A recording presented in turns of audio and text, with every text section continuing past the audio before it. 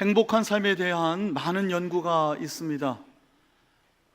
학문적으로, 과학적으로 많은 분들이 평생 자신의 전문 분야에서 어떻게 하면 행복할 수 있는가의 연구 결과를 내놓고 있는데 그중 한 가지를 제가 소개해 드리려고 합니다. 행복하려면 먼저 영혼이 잘 되어야 된다. 어디서 많이 듣던 얘기죠. 그렇죠? 사랑하는 자여 내 영혼이 잘됨 같이 우리가 매주 이렇게 함께 축복합니다. 그런데 과학자들이 연구 결과가 먼저 우리의 마음이, 우리의 내면이, 우리의 영혼이 잘 돼야 된다. 그게 참 행복이다.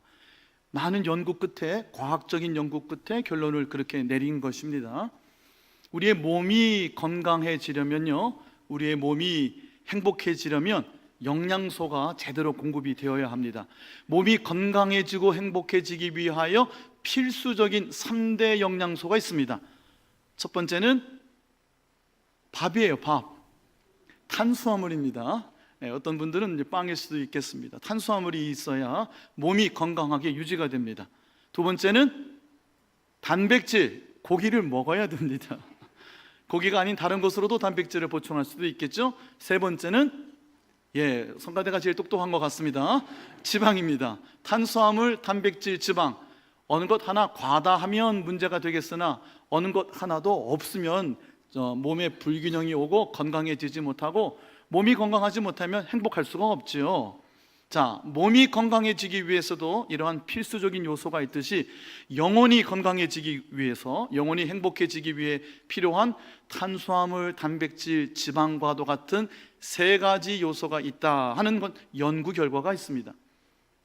첫 번째는요, 이거 과학적인 연구 끝에 나오는 결과물입니다. 첫 번째, 자유가 있어야 된다 했습니다. 이 자유라는 말은 자율 또는 자발적인 것, 이렇게 번역할 수가 있습니다. 무슨 말씀인고 하니요, 누가 뭘 시켜서 하면 행복할까요? 안 행복할까요? 내가 뻔히 해야 되는 일도 누가 하라고 그러면 괜히 하기 싫어하는, 사춘기가 좀 길어지는 분들이 있지 않습니까? 남이 하라고 해서 억지로 하는 일, 안 할 수 없어서 하는 일 가지고 행복하다 하기가 참 어렵습니다. 아무리 힘들어도 누구도 안 알아줘도 내가 하고 싶어서 하면, 내가 하고 싶어 하는 일이 있으면 그것이 바로 행복하다 하는 겁니다. 그러므로 내 마음이, 내 영혼이 먼저 자유함, 자율적인, 능동적인 자유함이 있어야 된다 하는 것입니다. 두 번째는요,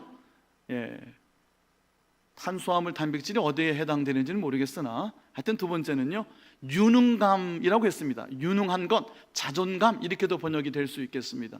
무슨 말씀인고 하니, 열등감, 패퇴감, 이런 게 마음에 가득 차면 결코 행복할 수가 없는 겁니다. 누가 옆에서 끊임없이 당신은 안 돼, 당신은 틀렸어, 당신이 뭘 할 줄 알아, 그래서 내 마음에 나는 안 돼, 내가 뭘 할 줄 알아, 나는 안 돼, 나는 못해, 이렇게 열등감 내지는 패퇴감, 이런 마음이 내 마음에 가득하면 아무리 고대, 광실, 큰 집, 좋은 것 가지고 살아도 절대로 행복할 수가 없는 겁니다. 열등감에 사로잡혀서는 행복할 수가 없다 하는 것입니다. 자, 이 유능감, 자존감이 두 번째 요소고요. 세 번째는요, 관계가 좋아야 된다 했습니다. 혼자서 누리는 것, 그 기쁨은요, 강도나 기간에 있어서 제한이 분명해 보입니다. 무슨 말씀이고 하니, 내가 뭘 소유해서요, 그 소유한 것을 내가 혼자 즐긴다, 행복하지요. 좋은 차, 좋은 집, 좋은 옷, 명품, 좋은 삶, 얼마나 윤택합니까? 그런데 그것이 내게 행복하게 해주는 강도나 기간이 그렇게 오래가지 못한다 하는 겁니다. 오히려 무엇인가를 내가 소유하는 것보다는 내게 있는 것 가지고 누군가와 함께 그것을 풍성하게 나누는 것이, 그것을 혼자 소유하는 것보다 훨씬 강도 있게, 훨씬 오랫동안 행복해질 수 있는 것이다 하는 겁니다. 나 혼자 산의 진미를 먹는 기쁨, 얼마나 행복하겠습니까? 아무도 안 주고 혼자 앉아서 그렇게 맛있는 것을 누구도 간섭하지 않고 천천히 하루 종일 매일같이 먹으면 얼마나 행복하겠습니까? 하지만 거기서 누리는 강도나 그 기간, 그 행복감보다는 작은 것 하나라도 별것 아닌 것 가지고도 사랑하는 이들과 함께 풍성하게 나눌 때 거기서 얻게 되는 행복감이 더 크고요, 더 오래 간다 하는 겁니다. 분명하지 않겠습니까? 우리의 내면이, 우리의 영혼이 먼저 잘 돼야 되는데, 내 내면이, 내 영혼이 잘 되기 위해서는 이러한 세 가지, 마음 안에 자율적인 마음, 자유로운 마음, 능동적인 의욕, 무엇인가를 하고 싶어하고 소망하는, 그래서 그것이 내 삶의 생업이 된다면 얼마나 감사하겠어요? 그리고 그것을 나는 할 수 있다, 그것을 나는 잘 해내고 있다, 세상이 나를 어떻게 평가하는지와는 상관없이 야, 이거 너무 재밌고 나는 잘하고 있다, 지금은 어떨지 몰라도 나는 잘 해낼 수 있다, 결국은 잘 될 거야 라고 하는 긍정적인 마음, 이러한 유능한 마음, 자존감을 가지고 내 삶을 꾸려나간다면 이것보다 더 행복할 수가 있겠는가 하는 겁니다. 그리고 그것을 나 혼자만이 누리는 것이 아니라 내 사랑하는 내 가족과 내 배우자, 내 자녀, 우리 부모 형제, 그리고 우리 교인들, 우리 사랑하는 교우들, 우리 구역 식구들, 우리 기관의 식구들, 우리가 이렇게 저렇게 함께 모이는 동호회 모임들도 있잖아요. 크고 작은 이러한 저러한 작은 모임들, 소규모의 모임들, 그 속에서 우리가 함께 누리는 그 행복이 참으로 귀한 행복이다 하는 겁니다. 신앙생활을 혼자 하는 것, 제가 늘 말씀드립니다. 도가나 불가능 가능합니다. 내가 나비 꿈을 꾸고 있는지, 나비가 내 꿈을 꾸고 있는지 모르겠다, 혼자 명상하면 됩니다. 그런데 성경을 통하여 하나님 만나고 하나님께서 우리에게 주시는 이 참으로 행복한 삶은요, 나 혼자 명상하고 수련해서 되는 것이 아닙니다. 함께 부대끼면서 우리 안에 이 돈독한 풍요로운 관계를 우리가 마음껏 누릴 때 여기서 얻게 되는 행복, 내가 내 아내를, 내 남편을 이전보다도 더 사랑하게 되고 더 기뻐하게 되고 더 감사하게 되는 것, 내게 주신 자녀가 하나님 내게 주신 선물인 줄 알고 너무 귀하게 감사하게 여기게 되는 것, 나의 부모 형제, 내 가족들, 우리 사랑하는 교우들과 함께 누리는 이 삶이 남이 뭐라고 부르던 어떻게 명패가 붙던 어떠한 레이블링이 되든지 간에 내가 기쁠 수 있는 것, 내 능동적인, 내 적극적인 생각과 내 삶 가운데 하나님 주시는 참으로 풍요로운 행복이 있다 하는 겁니다. 자, 이러한 연구 결과는요, 유명한 연구기관들에서 과학적인 탐구 끝에 나오는 결론입니다. 자, 제가 이 내용을 살펴보다가 무릎을 탁 치는 대목이 있었습니다. 바로 이렇게 사는 것이 행복합니다. 그렇다면 저는 이렇게 말씀을 바꾸어서 오늘 이 말씀을 여러분에게 드리고 싶습니다. 행복해지려면 성령을 의지하고 성령과 함께 동행하고 성령의 은혜 가운데 살아야 합니다. 이렇게 말씀을 드리고 싶습니다. 여러분 잘 보세요. 첫 번째, 내 마음 안에 억지가 아닌, 강요가 아닌, 강제가 아닌 자발적인, 능동적인, 자율적인, 자유로운 마음의 선택이 얼마나 행복하겠습니까? 여러분, 율법은요, 우리를 아프게 하는 겁니다. 율법의 결과는 내가 죄 가운데 있다는 패퇴감만을 줄 뿐입니다. 이거 하세요, 그거 하면 안 됩니다, 이게 다 율법이에요. 믿음 생활 하는데 해야 될 것과 하지 말아야 되는 것 안에만 갇혀 있으면 여전히 율법에 속한 믿음 생활을 하는 겁니다. 영에 속한 믿음 생활이 하나님께서 우리에게 약속해 주신 행복한 믿음 생활입니다. 근데 예배 드리고 신앙생활하고 기도하고 헌금하고 봉사하고 하는 내가 믿음 생활하면서 율법 안에 아직도 갇혀 있다면 행복해질 수가 없는 거예요. 해야 되는 것, 하지 말아야 되는 것, 그 안에서 갈등하면요 결코 행복해질 수가 없는 겁니다. 성령께서 내 안에 주시는 것은 참 자유함입니다. 생명의 성령의 법이라는 것은 여기서 원칙이라는 거예요. 프린시플, 원리라는 거예요. 행복의 원리가 뭐냐는 거예요. 생명의 성령의 원리가 있으니 그 성령이 내 안에서 계시면, 그 성령을 의지하면 그 생명의 성령의 삶의 원리가 나를 해방시켜 주시느니라, 나를 자유케 하느니라 하셨습니다.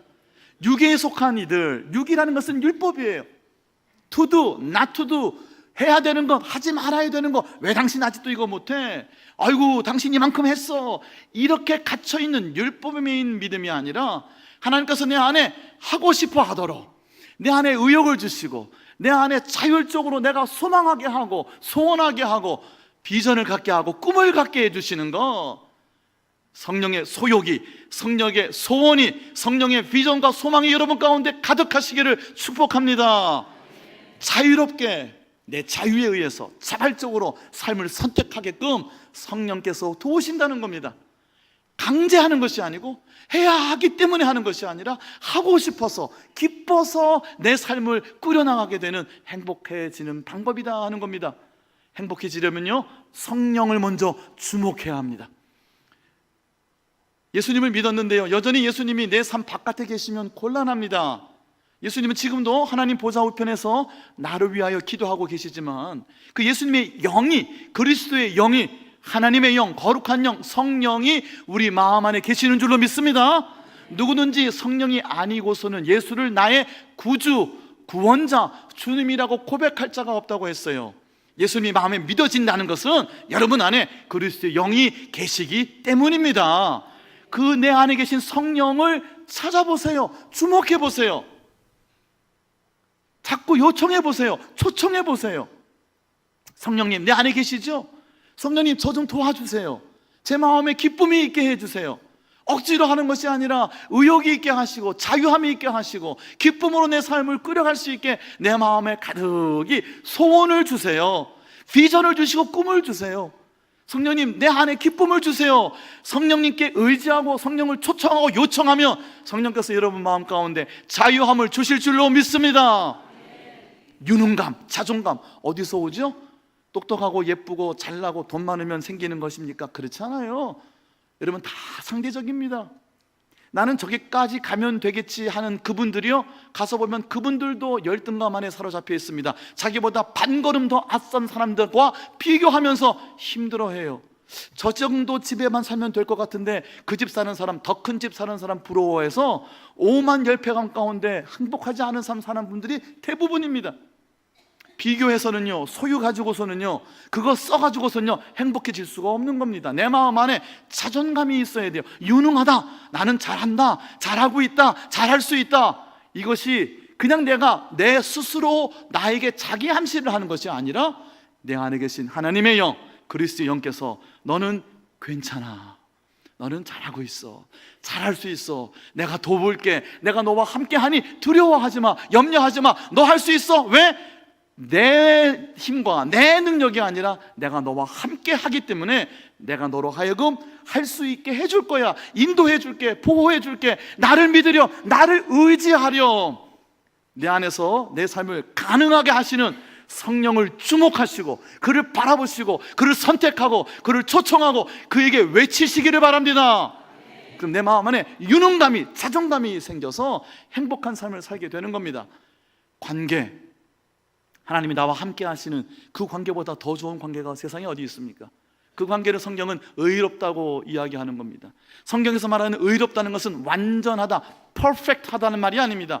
이 세상에 어디 누가 온전한 사람이 있겠어요? 누구나 다 실수하고 실패합니다. 넘어집니다. 좌절합니다. 그런데도 의롭다, 완전하다라고 표현해 주세요. 왜냐하면 완전하신, 거룩하고 의로우신 하나님 품 안에 들어가 있기 때문입니다.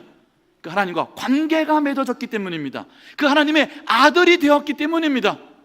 심지어는 고난이 있고 징계가 있어요. 꾸지람이 있고 채찍질이 있고 이 세상 사람들은 감당하기 힘든 고난도 있고 시련도 있어요. 그런데 요즘 우리가 히브리서의 말씀을 보고 있잖아요.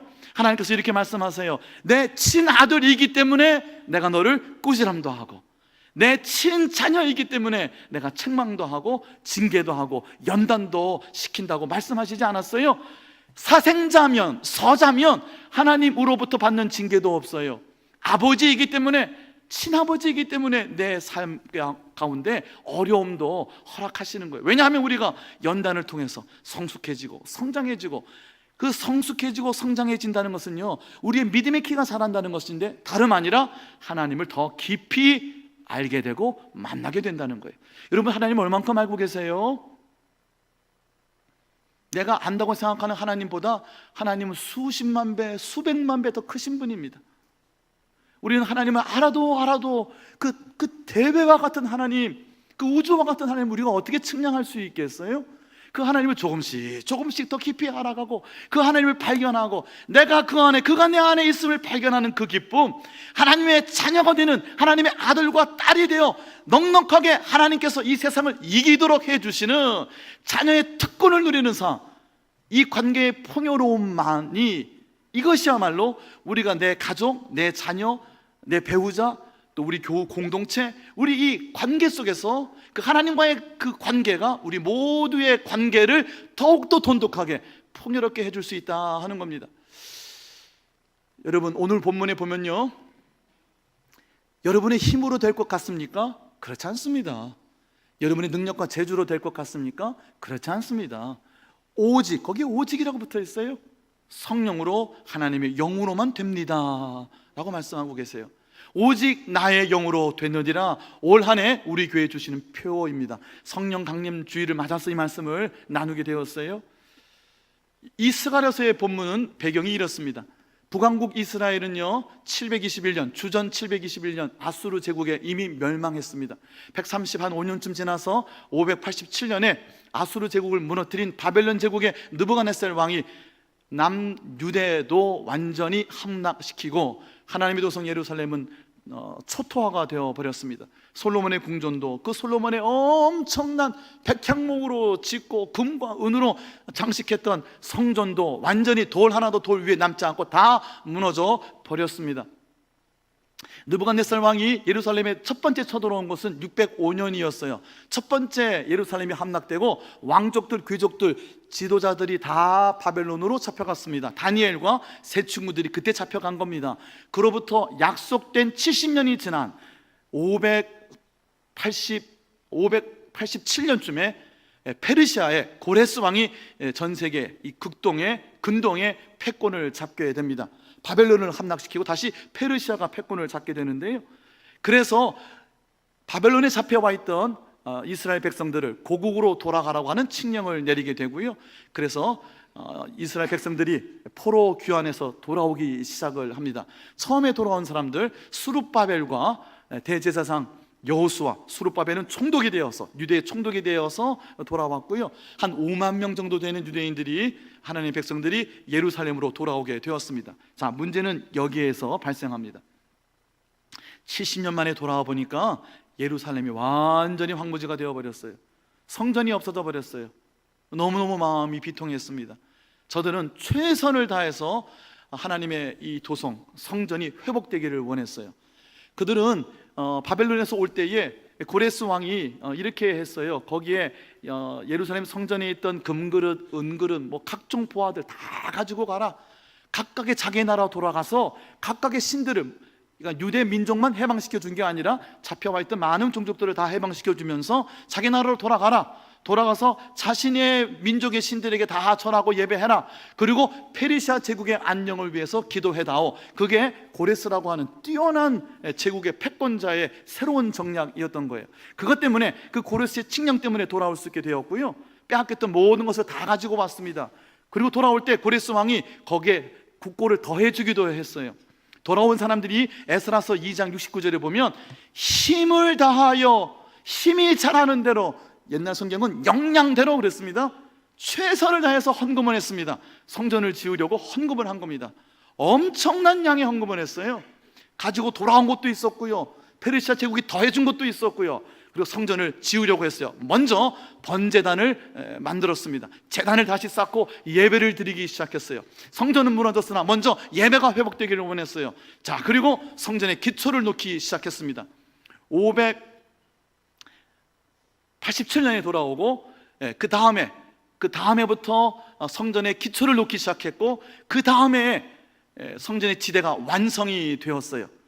성전의 지대가 완성이 되었을 때 얼마나 기뻤을까요?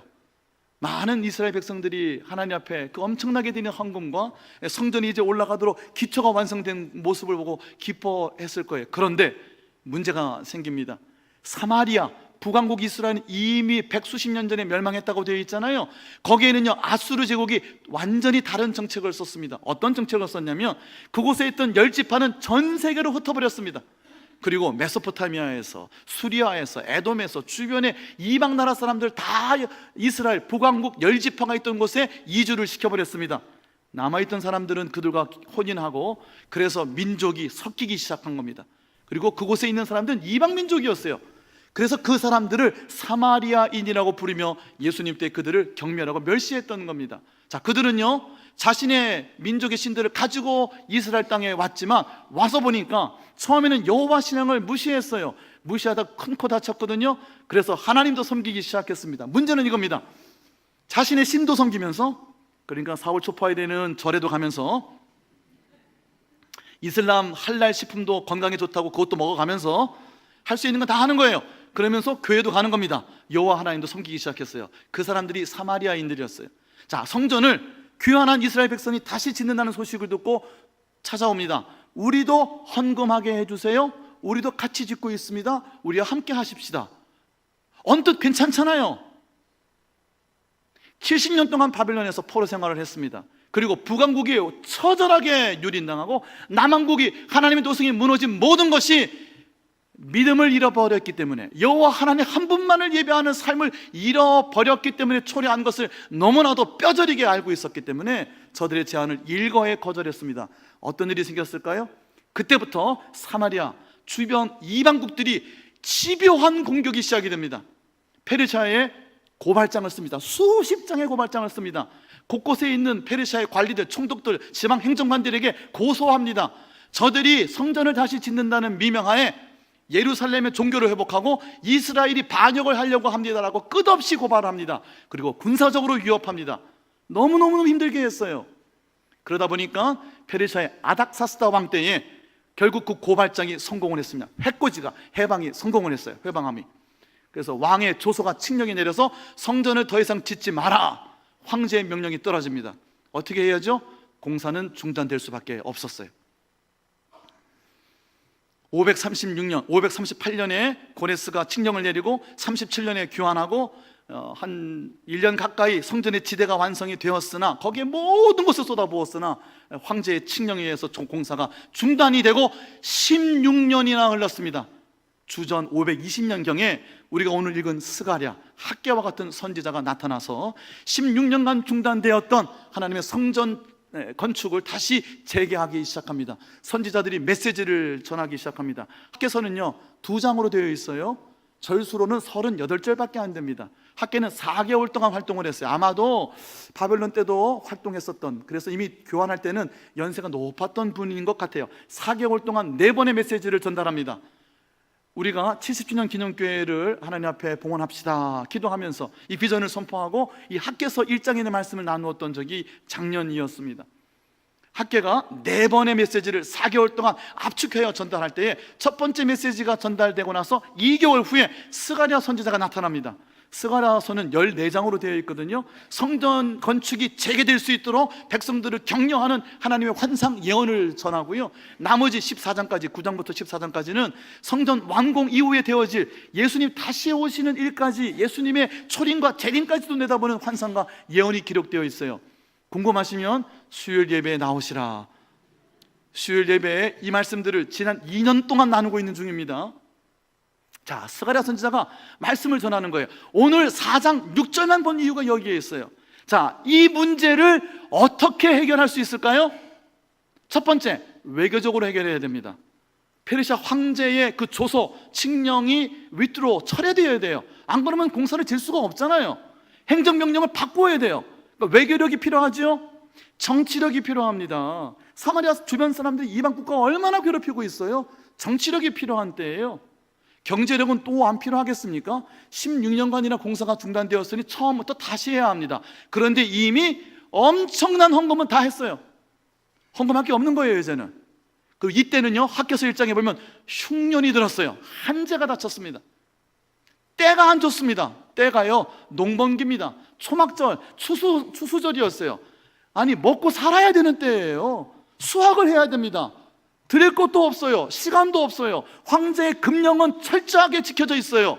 주변국은 끊임없이 힘들게 합니다. 여러분 할 수 있겠습니까? 이거를 해결하려면 정치력이 있어야 되고, 맨파워, 인력이 있어야 되고, 외교력이 있어야 되고, 경제력이 있어야 되고, 군사력이 있어야 되지 않겠어요? 오늘 4장 6절에 하나님 이렇게 말씀하시는 거예요. 너의 힘으로 되지 아니하느니라. 하나님 하시는 일은요 우리는 정치력, 군사력, 경제력, 인력, 이 외교력 이런 것들이 필요하다고 여겨지는 그 순간에 그 힘으로 되는 게 아니라고 말씀하시는 거예요. 두 번째, 너희의 재능으로 되는 것이 아니라 하셨어요. 힘으로 되지 아니하고 능력으로 되지 않는다. 이 재능이라는 것은요, 지도력을 의미할 거예요. 스룹바벨과 같은 총독, 여호수아와 같은 대제사장, 학개와 스그레 같은 선지자들이 앞에 나서니까 뛰어난 몇몇 지도자들이 이 모든 민족의 난국을 타개해낼 것이라고 우리는 생각하기가 쉬워요. 그렇지 않아요. 능력으로 되지 않는다는 것이 한두 사람의 뛰어난 캐리스마틱한 리더십으로, 지도력으로 되는 것이 아니라고 말씀하시는 거예요. 능력은 재능이요, 은사를 말하는 거예요. 누구 한두 사람의 능력으로 되는 게 아니라는 거예요. 힘으로 안 돼요. 돈 있다고 되는 게 아니고, 군대가 있다고 되는 게 아니라, 외교술이 있다고 되는 게 아니고, 정치력이 있다고 되는 게 아니라는 거예요. 맨파워가 있다고 되는 게 아니라는 거예요. 이 세상은 그 힘 얻으려고 합니다. 그 힘 가지고 문제를 해결하려고 해요. 그런데 우리 앞에 있는 큰 산은 그곳으로 무너지지 않는 것입니다. 7절에 큰 산아 수룹바벨 앞에서 내가 평지가 될 것이라 그랬어요. 산더미 같은 모든 문제가 그런 힘으로, 재능으로, 그러한 재주로 될 것 같지만 그렇지 않다는 거예요. 오직 나의 영으로 되느니라.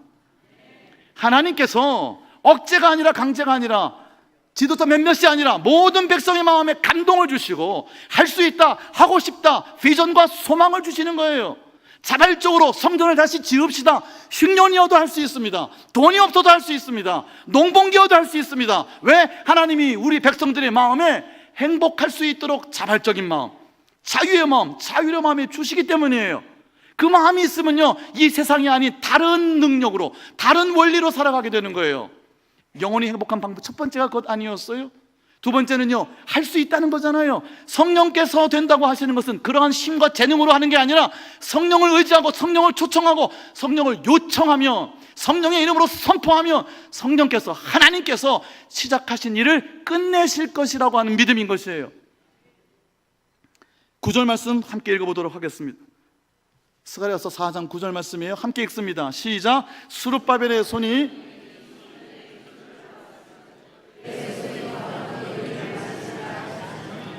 만군의 여호와께서 나를 너희에게 보내신 줄을 내가 알리라 하셨네. 여기서 나는 스가랴잖아요. 스가랴가 주인공이 아닙니다. 스가랴를 보내신 하나님이 만군, 천군 천사, 여러분 천군 천사를 이기는 군대가 세상에 어디 있어요? 하나님 모든 능력으로 함께 하시는 그 장면을 만군의 여호와라고 표현하는 거예요. 전능하신 하나님, 만군의 여호와 하나님께서 너희와 함께 하셔서 하나님이 시작하신 그 일을 하나님이 마치실 줄로 믿습니다. 하나님이 하십니다. 하나님이 결국 이루어내실 것입니다 라고 우리가 우리의 입술로 선포해야 된다는 거예요. 성령이 우리 가운데 있을 뿐만 아니라 우리 공동체 안에 계시는 줄로 믿습니다. 여러분 가족마다, 여러분 일터마다 계시는 줄로 믿습니다. 그 성령을 의지하고 성령을 초청하세요. 그리고 이렇게 외치세요. 은총이 있을지어다. 은혜가 있을지어다. 하나님의 영으로 되느니라. 성령께서 하시느니라. 성령을 초청하고 선포하고 외치면 그것이 현실이 될 줄로 믿습니다. 여러분 7절 말씀이 그거예요. 7절 말씀 한 목소리로 한번 읽어볼게요. 시작. 큰 산아 내가 무엇이냐? 내가 수룹바벨 앞에 평지가 되리라. 그가 머릿돌을 내놓을 때에 무리가 외치기를 은총이 그에게 있을지어다 하리라 하셨고, 스룹바벨이 머릿돌, 캡스톤이에요. 캡스톤은 파이널 스톤입니다. 마지막에 주춧돌, 처음 놓는 돌이 아니라 다 짓고 마지막에 넣는 마지막 파이널 스톤이에요. 모든 것이 성전이 다 완성되고 마지막 스톤을 놓을 때에 백성들이 이렇게 외치는 게 이 모든 것이 다 하나님의 영이 하신 은총, 은혜였습니다라고 선포하는 거예요. 일의 결국이 하나님의 은총으로 되어질 일이라면 일의 시작과 과정 또한 하나님의 은총, 하나님의 은혜의 손길에 붙잡혀야 되는 줄로 믿습니다. 여러분 성령이 어디 계세요? 여러분 안에 계세요. 여러분 가정 안에, 일터 안에 계세요. 그를 주목하세요. 그를 찾으세요. 그리고 요청하세요. 은총이 있을지어다. 은혜가 있을지어다. 하나님 우리 가정 축복해 주세요. 성령께서 함께 하시면 될 줄로 믿습니다. 마음 안에 열패감이 아니라 능동적인 유능감, 자존감, 나 혼자 잘나서가 아니라 하나님이 함께 하시니 될 수 있습니다. 성령이 도우시면 되는 줄로 믿습니다. 하나님 하신 일을 하나님 마치실 줄로 믿습니다. 내 안에 있는 유능감이 있으면 어떻게 된다고요? 행복해진다고요. 나는 할 수 있습니다. 하나님이 하고 계십니다. 그 하나님의 이름으로 선포하는 거예요. 성령을 의지하는 거예요. 힘으로 된다고요? 안 됩니다. 지금 당장은 정치력, 군사력, 외교력, 맨파워 뭐 이런저런 힘이 있어야 될 것 같고 당장 돈이 있어야 될 것 같지만 그것 가지고 행복해질 수 없는 겁니다. 하나님 의지할 때 하나님 내 안에 가득 부어주시는 비전과 소망이 여러분의 삶의 행복의 비결인 줄로 믿으시길 바랍니다. 마지막 말씀은요, 결국 그리하여 그 행복을 누구하여? 모두가 함께 하나님과 더불어 누리는 그 기쁨이 가장 복된 행복이라 하는 거였죠. 10절 말씀 읽어볼게요. 10절 시작. 작은 일의 날이라고 멸시하는 자가 누구냐? 사람들이 수룹바벨의 손에 다림줄이 있음을 보고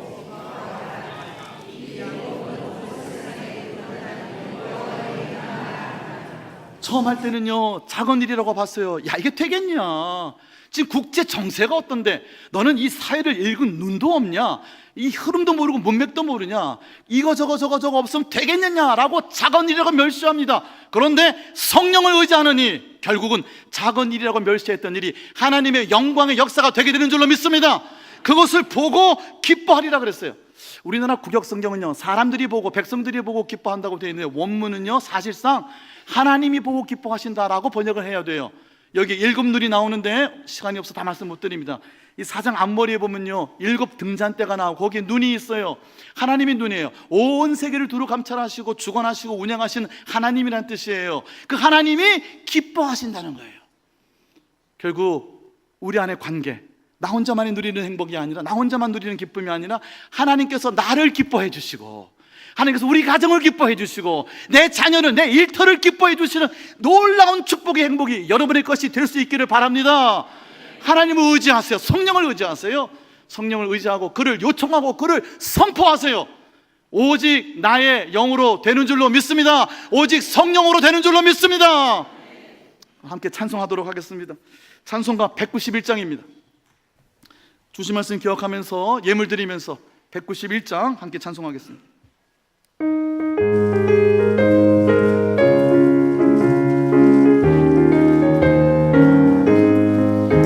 내가 매일 기쁘게 순례의 행함은 주의 발이 나를 보함이요 내가 주의 큰 복을 받는 참된 비결은 주의 영이 함께함이라 성령이 계시네 할렐루야 함께하시네 좁은 길을 걸으며 밤낮 기뻐하는 것 주의 영이 함께함이라 전에 죄에 빠져서 평안함이 없을 때 예수 십자가의 공 힘입어 그 발 아래 엎드려 참된 평안 얻으니 주의 영이 함께함이라 성령이 계시네 할렐루야 함께하시네 좁은 길을 걸으며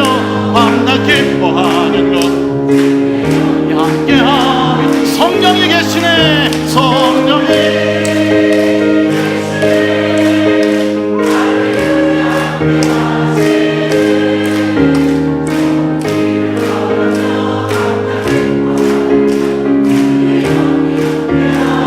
성령이 계시네 성령이 계시네 할렐루야 함께하시 성령이 계시네 성령이 계시네 할렐루야 함께하시 한 번 더 합시다. 성령이 계시네 성령이 계시네 할렐루야 함께하시네 좁은 길을 걸으며 밤낮 기뻐하는 것 주의 영이 함께함이라 막혀있는 모든 것, 큰 산과 같은 것도 하나님의 영으로 다 해결될 줄로 믿습니다. 오직 하나님의 영으로 되는 줄로 믿습니다. 기도하겠습니다. 하나님, 천지사박이 다 막혔습니다.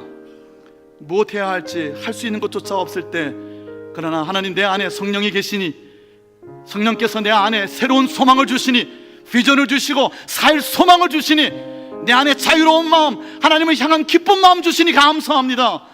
성령 주시는 소원을 품게 하여 주옵시고, 성령께서 이 세상을 새롭게 꿈꾸는 꿈과 비전과 소망을 허락하여 주시옵소서. 성령께서 나와 함께 하시니 내 능력으로서가 아니라 내 주도로서가 아니라 성령이 주시는, 하나님 시작하시는, 내 마음에 품게 하시는, 하나님이 마치게 하실 줄로 믿습니다. 성령이 함께 하여 주시는 자존감으로 이 세상을 행복하게 승리하며 살게 하여 주시옵소서. 결국 온 백성과 더불어, 우리 가족과 더불어, 내 지인들과 교회 공동체와 더불어 함께 기뻐하는 축복을 누리게 하여 주옵시고, 무엇보다도 나를, 내 가족을, 내 일을, 내 삶을 기뻐하시는 하나님 만나게 하여 주시옵소서. 성령을 의지하여 행복해지는 하나님의 권속들 다 되게 하여 주시옵소서. 드려진 모든 예물마다 하나님의 영광을 나타내 보여 주실 줄로 믿습니다. 막힌 것, 묶인 것, 모든 것이 풀어지는 성령께서 함께하여 주시는 성령의 역사를 보게 하여 주시옵소서. 아픈 것마다, 질고려진 것마다 성령 기름 부어주셔서 모든 것이 다 녹아지게 하시고 정결케 되고 제거되고 깨끗하게 거룩하게 하나님 안에서 온전하게 새로운 것, 특별한 것들이 되게 하여 주시옵소서. 예수님의 이름으로 감사드리고 축복하며 기도하옵나이다. 아멘.